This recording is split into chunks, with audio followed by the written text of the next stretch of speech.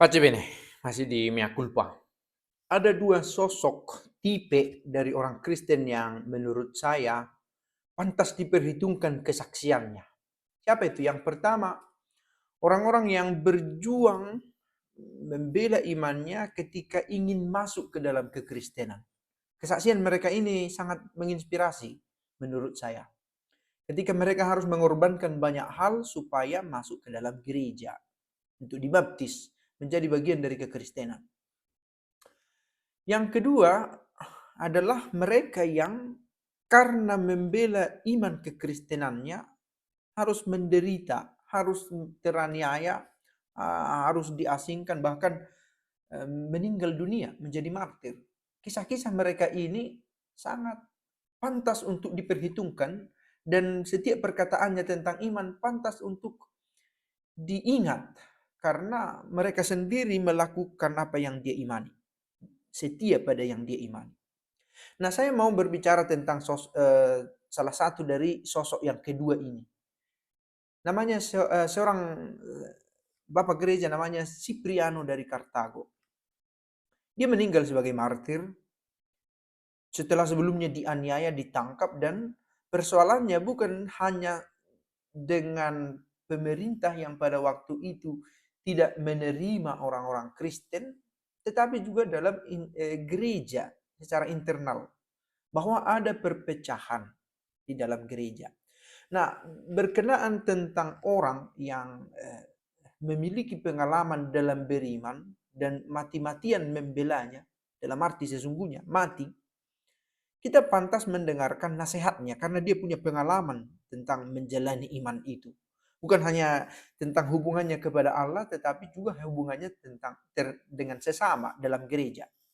Nah, saya mau mengambil satu kutipan dari karya Cipriano Kartago ketika dia dalam pengasingan, dan ujung dari pengasingan ini adalah hukuman mati yang harus dia terima.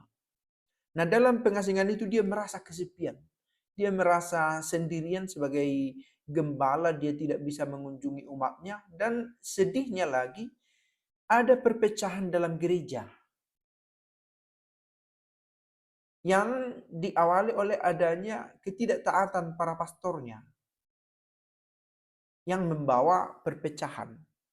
Nah, dia membawa pesan begini. Dia memberikan nasihat supaya hati-hati, jangan terlalu gampang percaya meskipun dia sudah tampak tua, tampak matang dalam iman, bisa saja dia itu malah karena ketidaksetiaannya malah menyesatkan.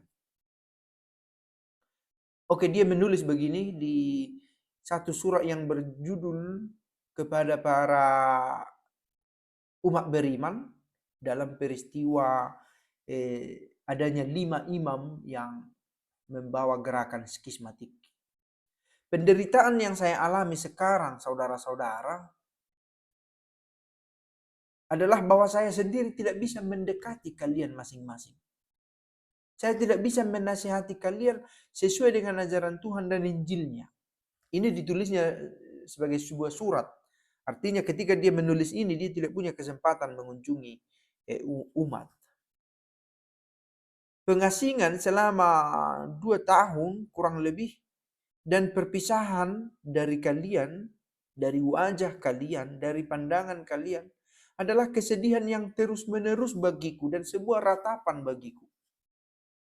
Lihatlah bagaimana kecintaan seorang imam yang terpaksa harus meninggalkan kawanannya.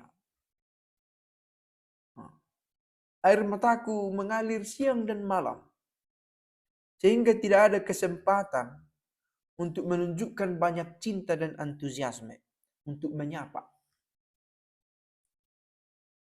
Kesedihan yang lebih besar ini semakin sedih lagi, semakin besar lagi atas hilangnya semangatku, kata Cipriano Kartago.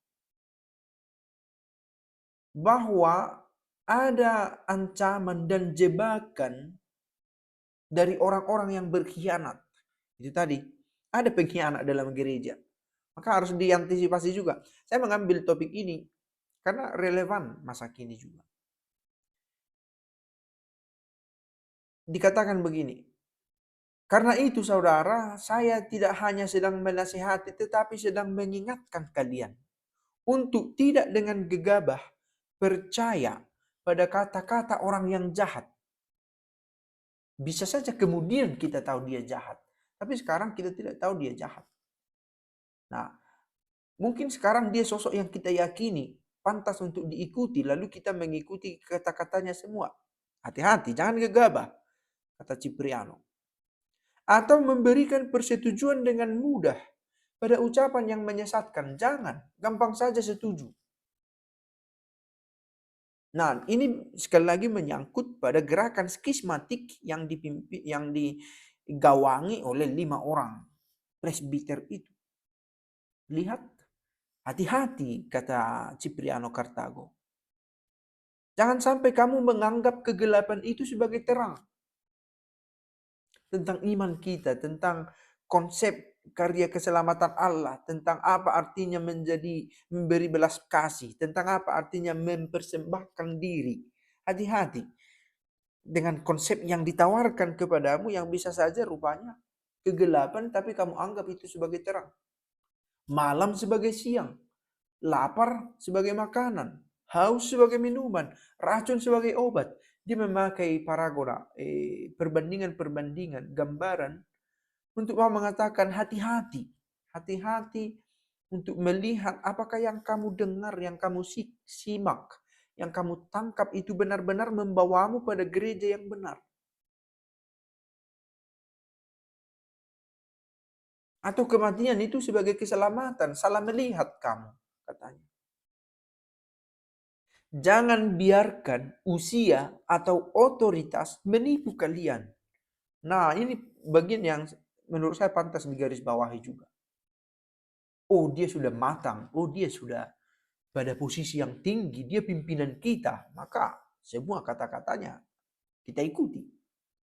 Hati-hati, jangan biarkan kita tertipu oleh unsur-unsur macam itu. Kata Cipriano Kartago.